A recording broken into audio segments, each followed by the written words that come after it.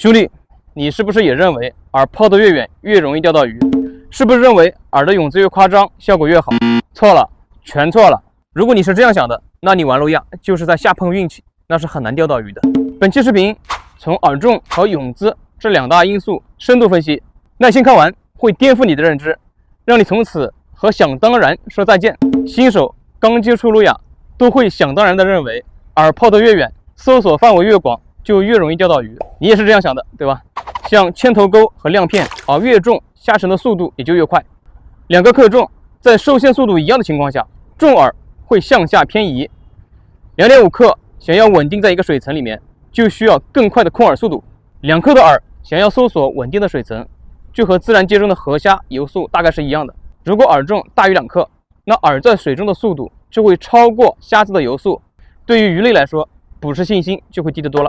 相反，如果选择1.5克的饵的速度就比河虾的速度更慢，鱼类有充足的捕食信心，从而更容易发起攻击。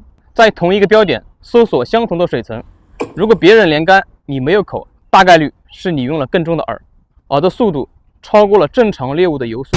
这时候就有兄弟会说了，2克的饵太轻了，我抛不远啊。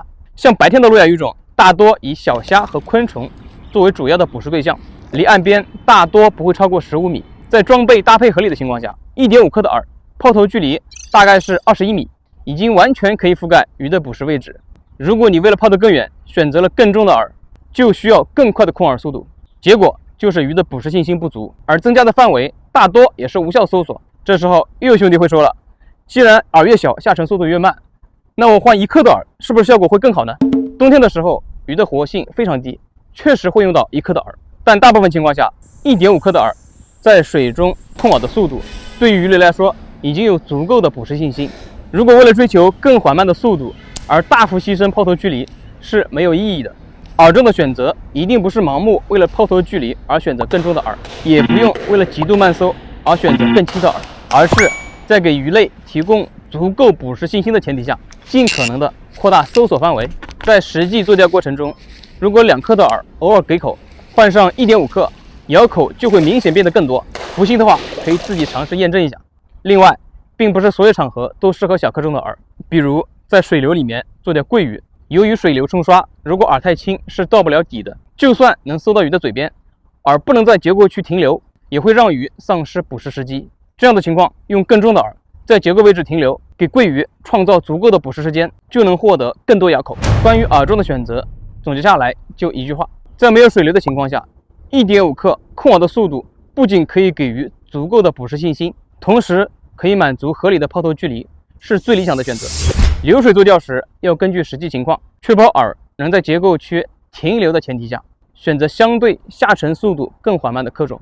这时候有爱动脑筋的兄弟就要开始思考了，如果既能抛得远，同时还能保证慢速搜索，这两个优势叠加在一起，是不是就等于王炸呢？方法当然有，但是不是王炸就难说了。方法1，柱头器。这种方法可以让小饵抛得更远，同时还能保证缓慢的搜索速度，但这种东西我接受不了。落水痛的一下能把鱼给吓一跳，鱼群也吓得分散开了。如果这样还敢咬你的饵，要不就是饿疯了，要不然就是这条鱼多少带点智力缺陷。虽然这不是好方法，但是确实可以让你的饵抛得更远。如果你能接受，不妨试一试。第二种就是体型更大的塑料饵，像米诺、铅笔这种饵可以做到浮水或者下沉速度非常缓慢，就算克重再大也能以很慢的速度搜索。但是对于白天来说，这并不是一个完美的选择。虽然可以抛得更远，也可以慢速搜索，但会出现一个新的问题，这种饵本身就大，在水中左右摆动的轮廓就会更大，只有更大体型的翘嘴才有信心能吞下这种饵，而白天大翘嘴是真的不多见，结果是大鱼钓不到，小鱼不敢咬。白天用这种塑料饵，你最好要做好打龟的心理准备。所以如果你是白天玩，不管是大克重的铅头钩，或者是这种大体型的塑料饵，这两种都不应该是你的选项。你要的是钓到鱼，而不是为了抛得远。说完了饵重，接下来要说的这个就是一个更容易让人魔怔的东西——泳姿。新手都有一种惯性思维，认为饵摆动越夸张，对鱼的吸引力也就越大。你也是这样想的，对吧？而实际上呢，往往饵的摆动越大，效果就越差，鱼类发现猎物的能力比你想象的要强得多。小鱼小虾为了逃避捕杀，活动时会尽量小心，为的就是不引起猎手的注意。而鱼类要通过细小的动静发现猎物，就需要有更高明的感知能力，否则早就因为吃不到猎物而灭绝了。你用夸张的饵在水中的状态越可疑，鱼的警惕性也就越高，也就不敢发起攻击。饵的泳姿夸张程度依次是这样的：如果是小范围经搜，你最需要考虑的就是降低鱼的警惕性，而不是用夸张的泳姿去吓唬它。像白天静水环境里面，鱼的活性一般不会很高，使用警惕性越低的饵，效果也就会越好。这时候又有兄弟会说了，按照你这么说，那正尾就是饵中的王，其他的饵就没有存在的必要。那当然不是，是要分场合的。警惕性低的饵代表搜索范围更小，像大水面你需要大范围搜索，就需要吸引力更高的饵，在能发现饵的前提下，尽可能的降低鱼的警惕性，这才是最优解。对于泳姿总结下来就一句话：小范围搜索选警惕性更低的饵，大范围搜索优先选择吸引力更大的饵。好了，关于用饵的分析就是这么多，把这2项全部搞明白了，不敢说出门就狂拉，起码你再想打龟也不是一件容易的事情。应对不同鱼种、不同场景，结合饵重以及对应的饵型，我已经帮兄弟们都整理好了。